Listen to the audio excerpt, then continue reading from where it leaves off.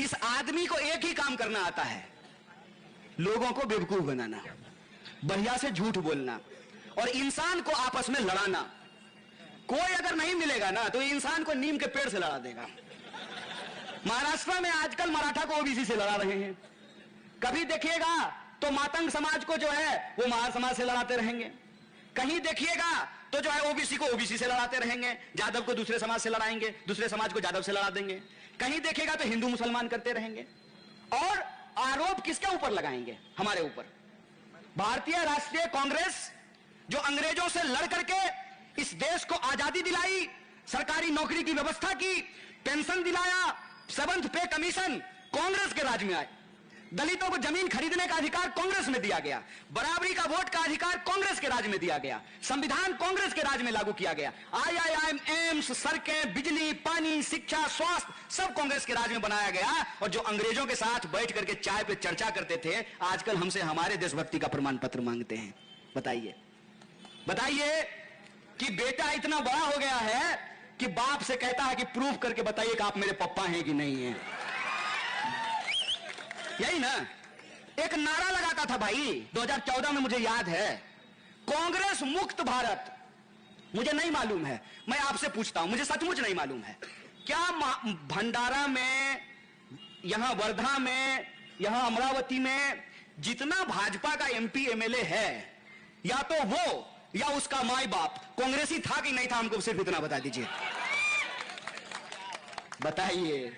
बेटा इतना चालाक हो गया है कि मम्मी को कहता है कि मम्मी साबित करो कि यही हमारा पप्पा है।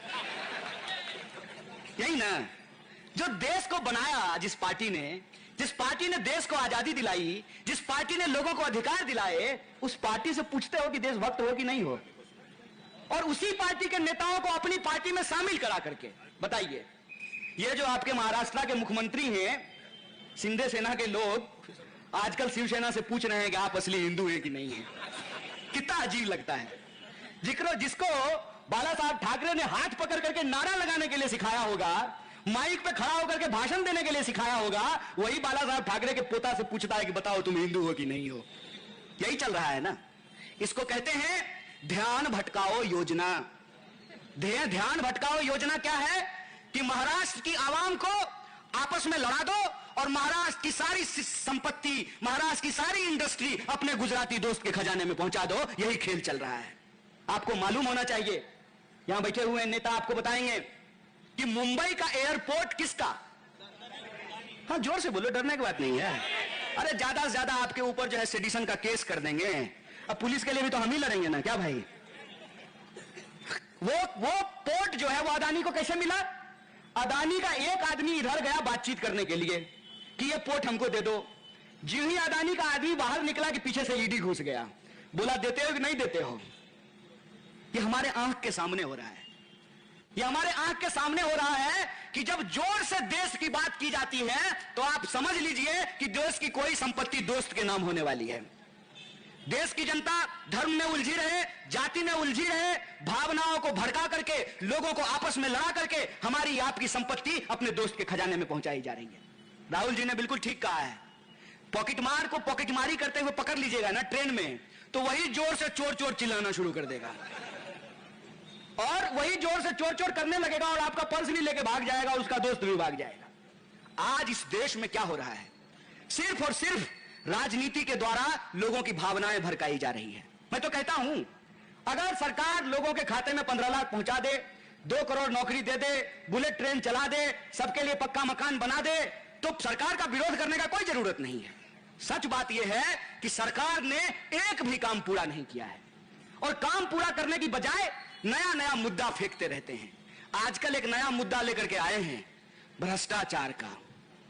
मैं किसी व्यक्ति के ऊपर कोई कमेंट नहीं करना चाहता हूं, लेकिन मैं आपको एक बात जरूर कहना चाहता हूं भाई साहब, रोहित भाई, आपके घर में अगर अगली बार ईडी आए तो आप तुरंत फोन लीजिएगा और कहिएगा कि 1 मिनट अमित शाह से बात कर रहे हैं, ईडी वापस चला जाएगा। यह मैं ट्रिक आपको बता रहा हूं कि जिस किसी को भी इस सरकार से सच पूछने की आदत है, उसके ऊपर तमाम गुनाह जो है वो मुनासिब किए जाएंगे और जो इस सरकार से हाथ मिला ले उसका 100 खून भी माफ किया कर दिया जाएगा। यही सच्चाई है। आज हालत यह है, एक तो नौकरी पक्की नहीं, 4 साल की नौकरी। 2 आमदार यहां बैठे हुए हैं। आप लोग 5 साल के लिए आमदार होते हैं ना।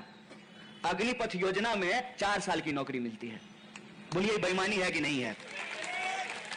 पंत प्रधान होगा 5 साल के लिए, जय शाह के पप्पा गृह मंत्री बनेंगे 5 साल के लिए, आमदार होंगे 5 साल के लिए, खासदार होंगे 5 साल के लिए, और गरीब के बच्चे को नौकरी मिलेगी 4 साल की। इसको बेईमानी कहते हैं कि नहीं कहते हैं? और आमदार को पेंशन मिलेगा, आमदार को घर मिलेगा, दोनों जगह क्वार्टर मिलेगा। राजधानी बदल जाती है महाराष्ट्र की। पहले मुंबई में होता है, आजकल नागपुर में हो रहा है। आप सेशन की बात कर रहे थे। आमदार को रहने के लिए एमएलए क्वार्टर मिलेगा, पेंशन मिलेगा, गाड़ी में भरने के लिए डीजल मिलेगा, टेलीफोन का कॉल मिलेगा, सब सुविधा मिलेगी। लेकिन देश के इसके लिए शहादत देने वाले एक गरीब के बच्चे को कुछ नहीं मिलेगा। इसको बेईमानी कहते हैं कि नहीं कहते हैं? आप बताइए, आप बताइए कि इस देश के अंदर ऐसी कौन सी व्यवस्था लाने की कोशिश की जा रही है कि जो लोग देश के लिए जान गंवाते हैं, अंग्रेजी में कहते हैं सुप्रीम सेक्रीफाइस। सुप्रीम सेक्रीफाइस करने वाली फैमिली को क्या मिल रहा है? कुछ नहीं। यह बेईमानी हमारे आंख के सामने हो रहा है। और जब देखिए तब टीवी पे राष्ट्रवाद का बहस होता है। मैं भी बहस करना चाहता हूं राष्ट्रवाद पे, और यह सवाल पूछना चाहता हूं कि अगर इस देश के नेताओं को पेंशन मिल सकता है तो सेना में शहादत देने वाले परिवारों को पेंशन क्यों नहीं मिल सकता है? यह सवाल हम भी पूछना चाहते हैं। हम यह सवाल पूछना चाहते हैं कि कौन जाता है फौज में? कोई मंत्री का बेटा फौज में जाता है? कोई चीफ मिनिस्टर का बेटा फौज में जाता है? कौन जाता है फौज में? फौज में जाता है किसान का बच्चा, शेतकरी का बच्चा, फौज में जाता है मजदूर का बच्चा, फौज में जाता है दुकानदार का बच्चा। इस देश के जो साधारण नागरिक हैं उनका बच्चा जाता है फौज का नौकरी करने के लिए, और गृह मंत्री का बेटा बनता है बीसीसीआई का सेक्रेटरी।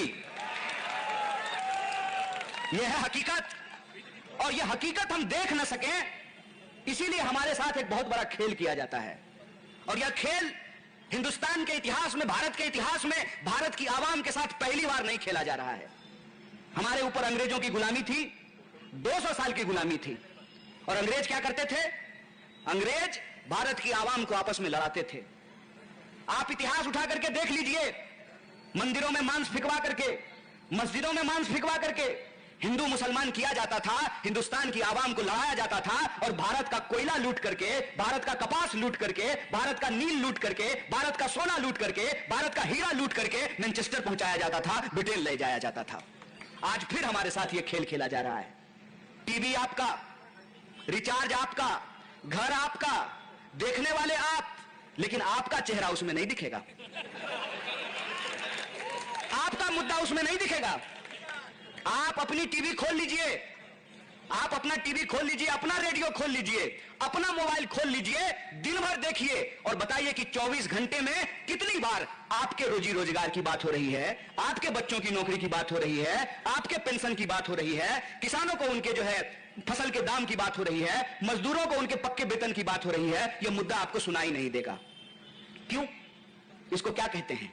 इसको कहते हैं कि जो लोग अंग्रेजों के खिलाफ लड़े, संघर्ष किए, अपनी जान कुर्बान की, देश को आजादी दिलाया, कि आजाद देश में आजाद ख्याल के लोग पैदा होंगे। उस आजाद ख्याल को खत्म करने के लिए, उस आजाद ख्याल को गुलामी की मानसिकता में बदलने के लिए एक बहुत बड़ा खेल हमारे साथ खेला जा रहा है। खेल क्या है? खेल यह है कि जैसे अंग्रेज करते थे, फूट डालो और राज करो, डिवाइड एंड रूल, उसी तरीके से अंग्रेजों के साथ चाय पर चर्चा करने वाले, विक्टोरिया माता की जय बोलने वाले आजकल भारत माता की जय बोल करके डिवाइड एंड रूल की जगह डाइवर्ट एंड रूल कर रहे हैं। डाइवर्ट एंड रूल कर रहे हैं। ये डाइवर्ट एंड रूल क्या होता है? ये डाइवर्ट एंड रूल हाथ की कलाबाजी होती है, जवान की चापलूसी होती है, और आपका आंख बंद, गिली गिली पम छू, डब्बा गायब। एक विचार आप लोग कीजिए, और खास करके वर्धा के लोगों को यह विचार करना चाहिए कि गांधी जी दिल्ली छोड़कर, गुजरात छोड़कर वर्धा आ गए और आश्रम बनाया देश की आवाम के लिए, देश की आजादी के लिए। आजकल एक नई परंपरा शुरू हुई है। ये तो दीक्षा भूमि है, नागपुर है। डॉक्टर बाबा साहब भीमराव अंबेडकर ने यहां दीक्षा प्राप्त की है। भगवान बुद्ध होने से पहले सिद्धार्थ थे, सिद्धार्थ। और सिद्धार्थ की जब राज तिलक होने वाली थी तो राज तिलक छोड़ करके सिद्धार्थ संन्यास धर्म को ग्रहण कर लिए और सिद्धार्थ से बुद्ध बन गए। आजकल नए किस्म के सन्यासी पैदा हो रहे हैं साहब। ये लोग हमारी संस्कृति का, हमारे इतिहास का, हमारी परंपरा का, हमारी पहचान का मजाक उड़ा रहे हैं। मजाक कैसे उड़ा रहे हैं मैं आपको बताता हूं। ये धरती है संत तुकाराम की, ये धरती है गाडगे महाराज की, ये धरती है शिवाजी महाराज की, ये धरती है साहू जी महाराज की, ये धरती है डॉक्टर बाबा साहब भीमराव अंबेडकर की, अन्ना भाऊ साठे की, महात्मा फूले की, सावित्रीबाई फूले की। इस धरती पे लोक संस्कृति, लोक परंपरा यह है कि इस महाराष्ट्र की पहचान है भगवा। क्यों? क्योंकि छत्रपति शिवाजी महाराज के झंडे का रंग था भगवा। इस महाराष्ट्र की धरती की पहचान है भगवा क्योंकि महात्मा बुद्ध के छीवर का रंग था भगवा। इस महाराष्ट्र की पहचान है भगवा क्योंकि जब देश आजादी के लिए संघर्ष कर रहा था, 18 साल 20 साल का मराठी नौजवान अंग्रेजों की तोपों के सामने सीना तान कर खड़ा था और हमारे झंडे का रंग है भगवा। आज एक नारा लगाया जाता है, कहा जाता है राज तिलक की करो तैयारी। अरे डेमोक्रेसी में राज तिलक कब से होने लगा रे? ये तो लोकतंत्र है ना। लोकतंत्र में राजा पैदा होता है कि सेवक पैदा होता है? सेवक का राज तिलक होता है। मैं आपसे